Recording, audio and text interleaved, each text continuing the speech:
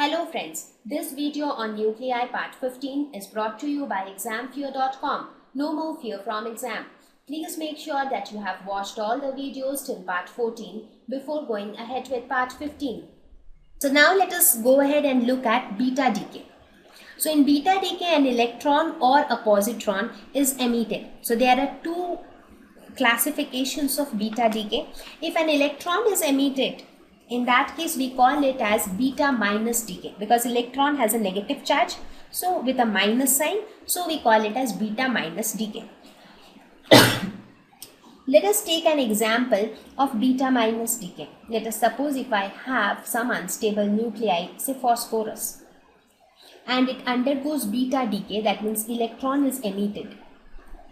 So what would be the object which is emitted? Since one electron is emitted, that means one negative charge is gone. That means the positive charge has increased by 1. So the atomic number will increase by 1 because atomic number is nothing but the number of protons, right? Because loss of one electron is similar to gain of one proton. You can assume it in this way. So this will become 16 and the mass number will remain the same because there is no change taking place in number of neutrons. And with this emission of electron, there is another particle which is emitted. This particle is known as antineutrino. And this is how we denote it. So it is called antineutrino. Right? So in case of beta particle, electron is emitted. So what is happening? The atomic number increases by 1. So in beta minus decay, atomic number increases by 1. On the contrary, when we talk about beta plus decay, what happens in this case? Here also let me take one example. Let us suppose if you have sodium. This sodium undergoes beta plus decay. In beta plus decay, positron is emitted. What is positron? Positron is an antiparticle of electron. That means positron is similar to electron with positive charge. That means the mass of the positron will be same as that of electron, just that it will be positively charged. So we represent it as E plus. So when positron is emitted, that means what will happen to the atomic number? This atomic number will decrease because when electron was emitted, the atomic number got increased. So in this case, the atomic number will reduce from 11 to 10. So this is neon and the mass number will remain the same. So in this case, atomic number decreases by 1.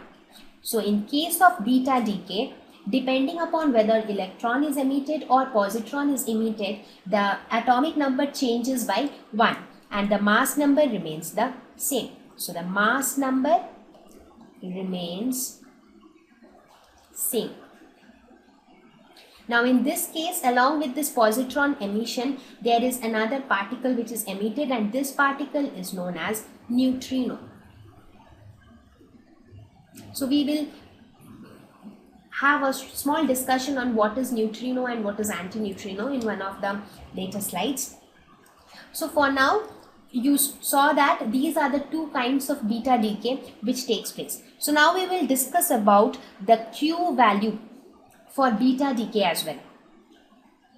So we will discuss for beta minus decay first. That means the reaction when an electron is emitted.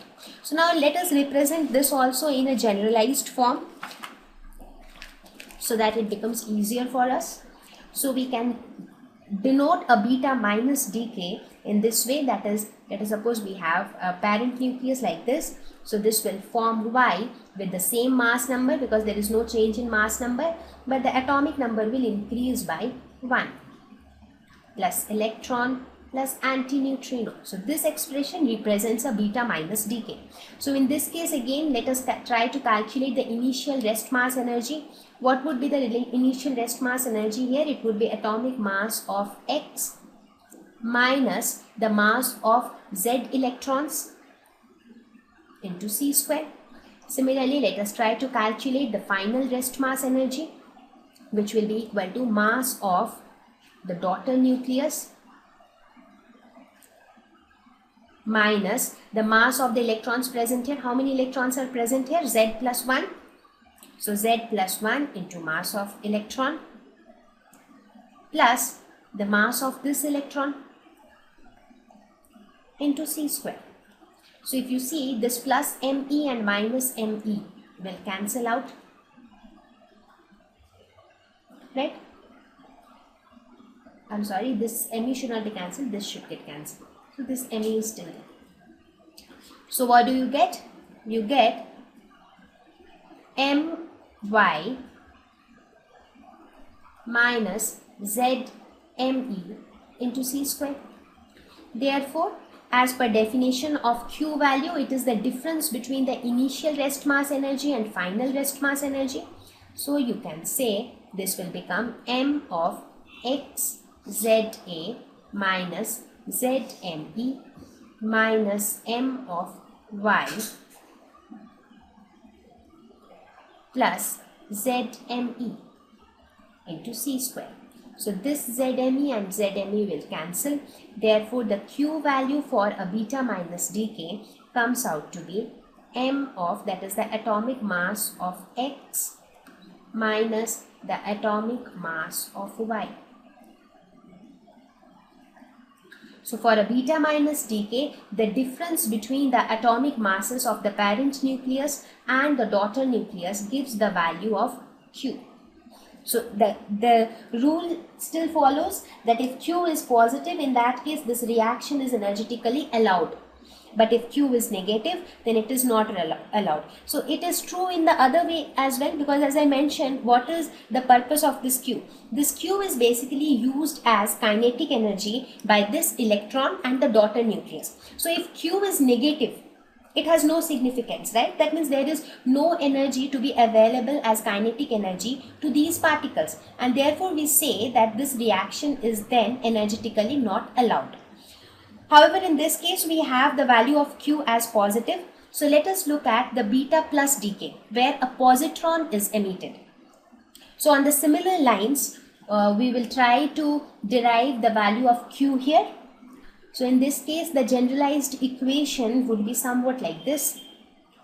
This would be Z minus 1, because in this case the atomic number reduces by 1, plus a positron plus the neutrino. So in this case, what would be the initial rest mass energy? That would be atomic mass of X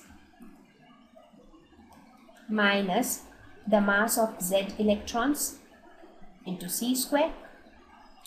The final rest mass energy would be equal to M into Y minus Z minus 1 into mass of electrons plus the mass of this positron would also be the mass, same as mass of electron, into C square.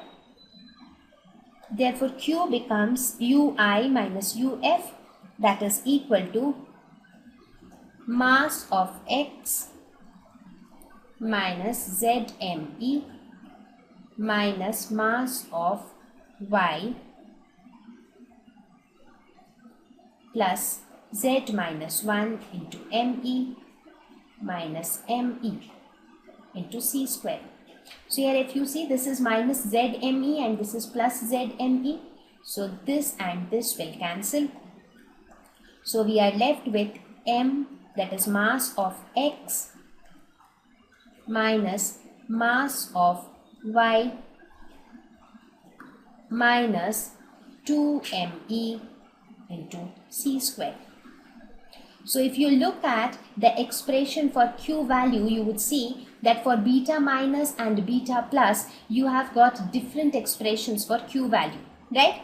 So for beta minus, we saw that Q value comes out to be positive, but in this case, it was seen that the Q value in many cases comes out to be negative when the reaction becomes energetically not allowed. Now let us take an example of beta plus and beta minus decay, and we will see whether the reactions are energetically allowed or not. Now in case of beta plus decay, let us take this example. Let us suppose if a proton emits a positron, what will happen? A proton has a charge 1 and a mass 1. So when it emits a positron, so what happens? Its charge becomes 0. So that means it becomes a neutron, right? Now if you look at this reaction, what do you see? Mass of neutron is greater than the mass of proton, right? So if you try to calculate the Q value for this reaction, you see that Q value comes out to be negative. So that means this reaction is not possible. Therefore we see that a stable proton can never turn into a neutron by emitting a positron, because this reaction is energetically not allowed. Now on similar lines, if you consider the other way around, let us suppose if this neutron wants to convert to a proton, is that possible? Yes, that is possible. Why? Because in order to convert into a proton, it will have to emit an electron. That means beta minus decay. So in this case, what will happen?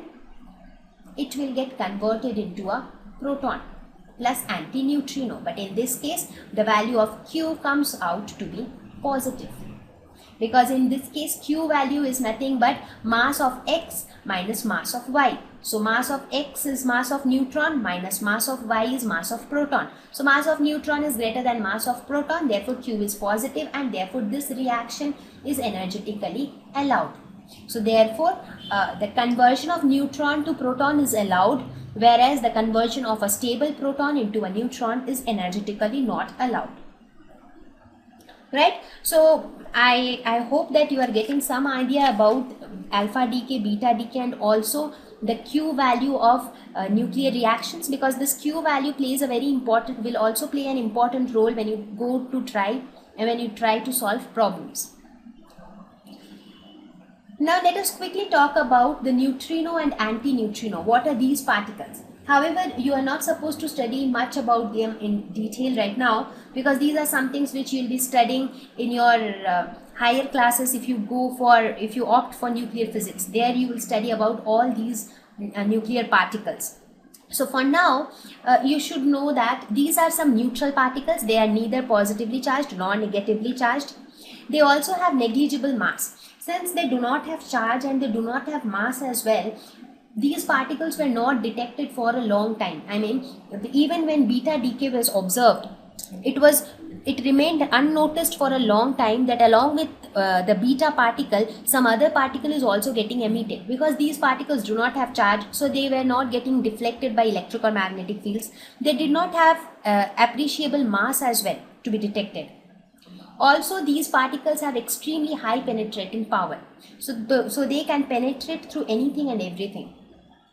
They have extremely weak interaction with matter. So this was also one of the reasons why they were never detected, because they never interacted with anything. So until and unless a particle gets deflected because of its charge, or it interacts with some other object, we will not never be able to detect the presence of that particle. And that was the reason that these particles were also they also remained unnoticed for a long period of time. Thank you.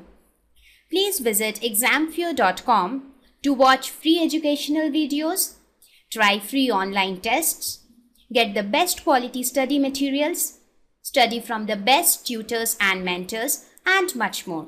Thank you once again.